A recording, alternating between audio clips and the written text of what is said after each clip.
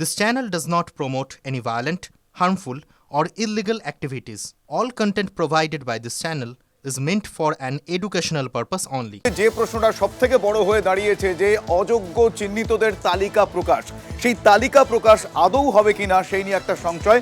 কিন্তু এই মুহূর্তে বিশৃঙ্খল পরিস্থিতির ছবিও দেখতে পাওয়া গিয়েছে। আপনাদের দেখাবো সেই ছবি সরাসরি এই মুহূর্তে TV9 বাংলার পর্দায় আপনারা দেখছেন সেই ছবি। কমিশনের ওপর চাপ বাড়াতে এসএসসি ভবন অভিযানে যোগ্য শিক্ষক শিক্ষিকা অধিকার মঞ্চ, এই মুহূর্তে সেই ছবি আপনারা দেখছেন সরাসরি।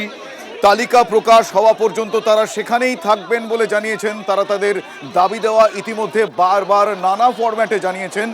এই মুহূর্তে সেখানে কিছুটা বিশৃঙ্খল পরিস্থিতিও সৃষ্টি হয়। এসএসসি চেয়ারম্যানের সঙ্গে প্রতিনিধি দলের দেখা করা নিয়ে মূলত এই বিশৃঙ্খলা, যে ছবিটা আপনারা দেখছেন এই মুহূর্তে। তালিকা প্রকাশ হওয়া পর্যন্ত তারা সেখানেই অবস্থান চালিয়ে যাবেন বলে চাকরিহারারা জানাচ্ছেন। যোগ্য শিক্ষক শিক্ষাকর্মী অধিকার মঞ্চ তাদের তরফ থেকে তাদের দাবি দেওয়া নিয়ে আজকে যতক্ষণ না কোনো রকম সন্তুষ্টি বার্তা আসছে ততক্ষণ তারা তাদের এই অভিযান, তাদের এই আন্দোলন বলে তারা ডাকছেন, বিষয়টা তারা চালিয়ে যাবেন। আমার তিন সহকর্মী এই মুহূর্তে আমার সঙ্গে রয়েছেন আমার সহকর্মী সুমন, আমার সঙ্গে রয়েছেন সুশোভন, আমার সঙ্গে রয়েছেন শর্মিষ্ঠা। আমি প্রথমেই সুমনের কাছে যাবো এবং জানতে চাইবো যে এই মুহূর্তে পরিস্থিতি কি, তারা কি বলছেন।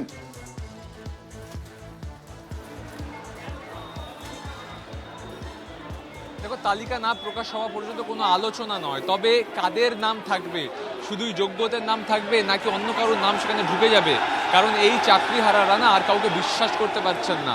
তাই এক প্রতিনিধি দল ক্ল্যারিফিকেশন চাইতে এসএসসি অফিসের অভ্যন্তরে যাওয়ার চেষ্টা করছিল। তখন কারা যাবেন, সেখানে আবার কেউ অযোগ্য ঢুকে যাচ্ছেন না তো, ইত্যাদি একাধিক বিষয় নিয়ে একটা বিশৃঙ্খলা তৈরি হয় এবং পুলিশের সঙ্গে রীতিমতো তাদের একবারে ধস্তাধস্তির জায়গায় যায়। যদিও বাতানুবাদেই ব্যাপারটা আটকে ছিল, সেই জায়গায় দাঁড়িয়ে যারা যোগ্য চাকরিহারা তারা কিন্তু এখনো কিন্তু তারা এসএসসি অফিসের ভেতরে যাওয়ার চেষ্টা করছেন এবং পুলিশের সঙ্গে তারা লাগাতার কথা বলছেন। এবং সেই জায়গায় দাঁড়িয়ে যে ছবি দেখা যাচ্ছে তুমি দেখতে পাচ্ছ, তারা কিন্তু কথা বলতে চাইছেন, ক্ল্যারিফিকেশন নিতে চাইছেন এবং তারা চাইছেন যাতে জানা যায় কি বলছেন। আমি একটু আমাদেরকে জানাতে হবে, সেটা আমরা জানবো, তারপরে বাকি কিছু হবে। আমরা চাইছি জানতে, পাবলিশ হওয়ার আগে যে কোনো কাউন্সিলিংকে উনি চক্রান্ত করে বাদ দিতে চাইছেন কি।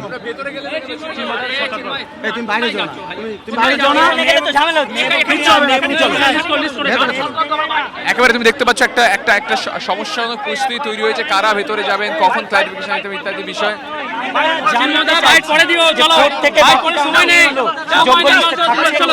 আবারও প্রতিনিধি দল তারা কিন্তু ঢোকার চেষ্টা করছে। চিন্ময় মণ্ডল আন্দোলনের অন্যতম নেতৃত্ব, সে যখন ঢুকতে চাইছে পুলিশের বাধা অতিক্রম করে সে ঢোকার চেষ্টা করছে, তুমি দেখতে পাচ্ছ। এবং তারা যখন যাচ্ছেন তখন কিন্তু সমস্যা তৈরি হচ্ছে একেবারে গেটের মুখে, সেটাকে নিয়েই কিন্তু মূলত বিশৃঙ্খলা। আবারও আমি দেখতে পাচ্ছি চিন্ময় মণ্ডল আন্দোলনের অন্যতম নেতৃত্ব, তারা কিন্তু ভেতরে যাচ্ছেন এসএসসি চেয়ারম্যানের সঙ্গে কথা বলার জন্য এবং সেটাকে ঘিরেই বারবার বিশৃঙ্খলা দেখা দিচ্ছে। যেমনটা তোমাকে বললাম যে তারা বুঝতে পারছেন না কিভাবে যাবেন, গেলে তার মধ্যে আবার কোনো অযোগ্য ঢুকে যাবে কিনা। সবসময় ভয়ের মধ্যে এই চাকরিহারা যোগ্য শিক্ষকরা, তার মধ্যেও তারা চাইছেন সেই জন্য। আমি তোমার কাছে আসবো। আমি এই মুহূর্তে যাবো সুশোভনের কাছে। সুশোভন, এখনো পর্যন্ত জানা যাচ্ছে যে আইনজীবীদের সঙ্গে তারা লাগাতার, এসএসসির তরফ থেকে লাগাতার তারা বেশ কিছু বৈঠক করেছেন যাতে এই ধরনের সমস্যার, এখনো পর্যন্ত যেটা সমস্যার আকারে রয়েছে, তার কিছু আইনি সমাধান আসে। আমি সেই বিষয়টা জানতে চাইবো, সেই সংক্রান্ত কোনো রকম খবরাখবর আর ওয়েমার আপলোডের বিষয়টা নিয়ে যে সংশয়, এখনো পর্যন্ত সেই বিষয়ে কি কি তথ্য পাচ্ছ?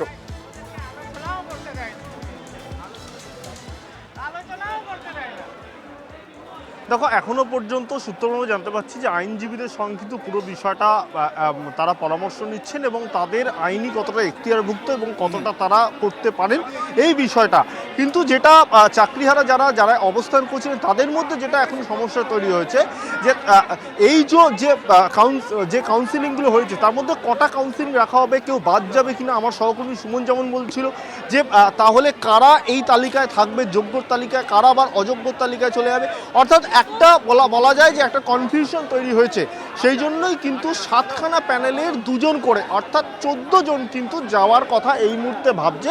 এবং তারা কিন্তু, যে আমার সহকর্মী সুমন যেমন বলছিল যে তারা কিন্তু একেবারে, তোমাকে দেখাবো যে তারা কিন্তু বাইরে অবস্থান করছে।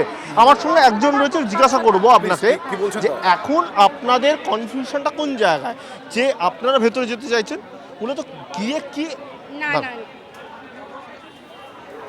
গিয়ে কি আলোচনা করতে চান দেখুন, প্রথম কথা, আজকে আমাদের এখানে দাবি উঠেছে যে ভেতরে আমরা নয়, উনি বাইরে আসুন, উনি বাইরে এসে কথা বলুক। অনেক হয়েছে রুদ্ধদ্বার বৈঠক, আর রুদ্ধদ্বার বৈঠক নয়। আমরা চাইছি যেভাবে উনি প্রমিস করেছিলেন, ওনারা প্রমিস করেছেন, আমাদের শিক্ষামন্ত্রী প্রমিস করেছে যে আজকে আমাদের যে 22 লাখের ওএমআর আসলে কি জানতে চান? ওএমআর-এর মিরর ইমেজ দেবেন, আজকে আমরা সেটা চাই। কিন্তু একটা খবর রটেছে, সেটা হচ্ছে আমরা শুনতে পাচ্ছি বিভিন্ন মিডিয়ার থ্রুতে যে বলা হচ্ছে থার্ড কাউন্সিলিং অবধিকে আলাদা আর ফোর্থ কাউন্সিলিং থেকে আলাদা করে দেওয়া হবে। এই যে ডিভাইড অ্যান্ড রুল পলিসি চলছে, যদি এটা সত্যি হয় তাহলে এটা আমরা মানি না। যেভাবে আমরা বিগত দিনে দেখেছি গ্রুপ সি গ্রুপ ডিকে একবার আমাদের সাথে মিলানো হয়েছে, আবার আন্দোলনকে ভাঙার জন্য গ্রুপ সি আর গ্রুপ ডিকে আমাদের থেকে আলাদা করে বলুন, দিয়েছে। যদি এটা হয় তাহলে সমস্যাটা কোথায় গিয়ে দাঁড়াবে?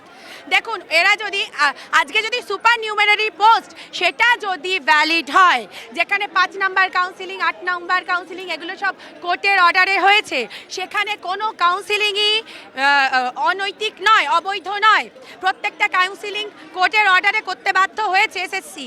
তাহলে সেখানে আজকে ডিভাইড অ্যান্ড রুল করার জন্য সত্যিই যদি এসএসসি মনে করে থাকে যে থার্ড কাউন্সিলিংকে আলাদা করে দেবে, থার্ড কাউন্সিলিং অবধি আলাদা করবে আর ফোর্থ থেকে আলাদা করবে, এটা এই ডিভাইড অ্যান্ড রুলের পলিসি অর্থাৎ তারা বলছেন যে কাউন্সিলিং এর যে পর্যায়গুলো হয়েছে সেই পর্যায়গুলো নিয়েও একটা সংশয়, একটা অভিযোগ প্রচ্ছন্নে রয়েছে।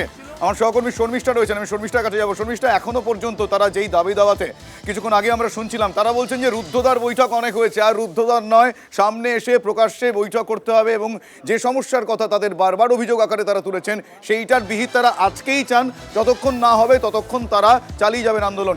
এক্স্যাক্টলি তারা কি বলছে? তুমি যাদের সঙ্গে আছো এই মুহূর্তে তাদের কথা শুনবো। একটা কথা বলবো শুভজিৎ, একদম শুভজিৎ, আমি একটা কথা বলতে চাই।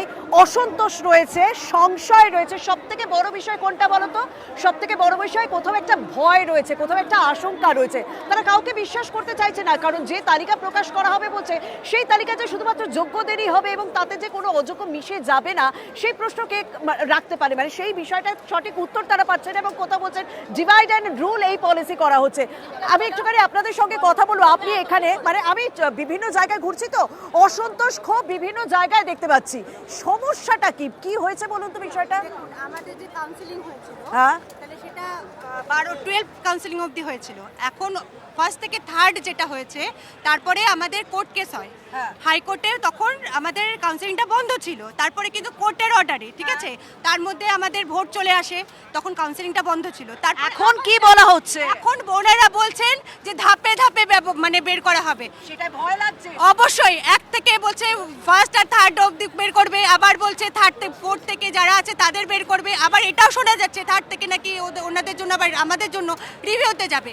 মানে ওনারা নিজেরা কি করছেন নিজেরাই বুঝতে পারছেন না। আপনারা আজকে এখানে এসেছিলেন একটা আশার আলো দেখতে, আপনারা আজকে এখানে এসেছিলেন একটা আশার আলো দেখতে, যে কিছু একটা হবে, যাই তালিকা হোক, কিছু। আমরা টোটালি হতাশ। এখনো অবধি আমরা কোনো দিশা খুঁজে পাচ্ছি না, কারণ আমরা এখনো বুঝতে পারছি না আমাদের নিয়ে কি করতে চলেছে। কারণ এই যদি ডিভাইড অ্যান্ড রুল পলিসি যদি চালায়, তাহলে আমাদের রিভিউটা আদৌ টিকবে কিনা আমরা সেটা কিছু বুঝতে পারছি না। রিভিউ পিটিশন 2015 সালে নোটিফিকেশন বেরিয়েছিল ম্যাডাম, সেই থেকে এখন অবধি প্রত্যেকটার জন্য কাউন্সিলিং এর জন্য আমাদের আন্দোলন করতে হয়েছে, লিস্ট বের করার জন্য আন্দোলন করতে হয়েছে। অর্থাৎ শর্মিষ্ঠা, তারা যা বলছেন যে এক কথায় এখনো পর্যন্ত সিচুয়েশন পরিস্থিতি যা, তারা বলছেন কোনো রকম আশার আলো তারা দেখতে পাচ্ছেন না। এক, যে কারণে সংশয় শব্দটা খুব সচেতনভাবে আমরা তখন ব্যবহার করলাম। দ্বিতীয়ত, তারা বলছেন যে বেশ কিছু কারচুপি হয়েছে যেটা তারা ক্লিয়ার কাট জানতে চান এই মুহূর্তে, যে কারণে তারা ওই যাবতীয় সংশয় দূর করে দিতে চাইছেন। তারা বলছেন যে আজ যা বিহিত হওয়ার হোক, আর অপেক্ষা তারা করতে পারবেন না। আমরা সেই দিকে অবশ্যই নজর রাখবো, আমরা দেখবো যে কি হতে চলেছে আজ। এই যে ওয়েমার, সেই ওয়েমার আপলোড, অযোগ্য চিহ্নিত অযোগ্যদের লিস্ট, তা আদৌ কতটা হবে, অবশ্যই সময়ের কাছে তার উত্তর আছে। আপাতত শর্মিষ্ঠা, সুমন এবং সুশোভনকে আমি ধন্যবাদ জানাই। আমরা দেখব এই পরিস্থিতি কোন দিকে গড়ায়।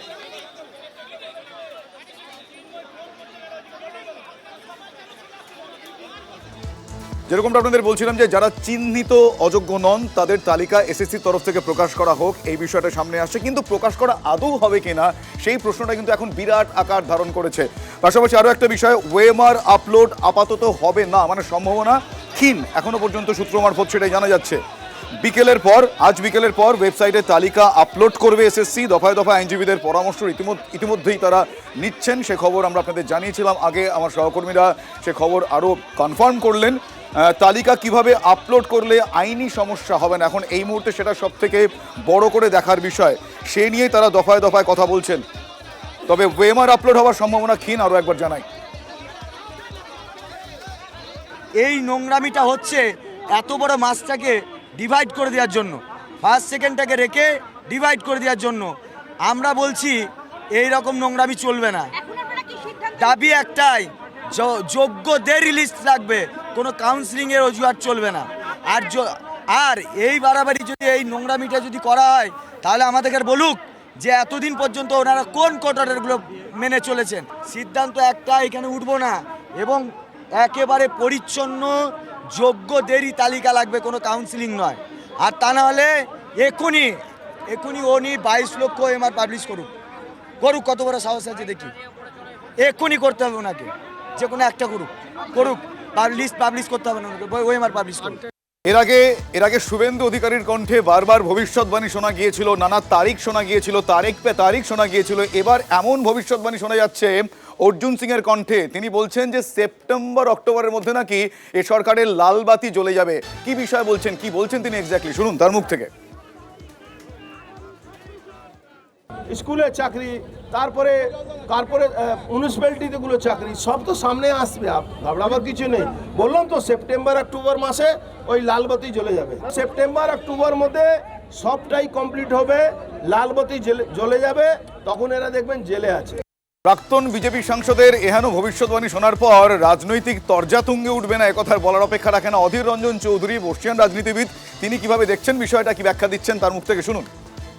তৃণমূলের কথায় আর কাজে তো কোনো মিল থাকে না, তাই শিক্ষকদের সকলেরই একান্ত দাবি যে যোগ্য অযোগ্যদের তালিকা প্রকাশ করা হোক। কারণ যোগ্য অযোগ্যদের তালিকা এসএসসি, শিক্ষা পর্ষদ সবাই জানে। সততা দেখিয়ে সেই তালিকাটা প্রকাশ করা হোক, তাহলে অন্তত কিছুটা পাপের স্খলন হবে, কিছুটা পাপ কমবে বলে মনে করি এই সরকারের।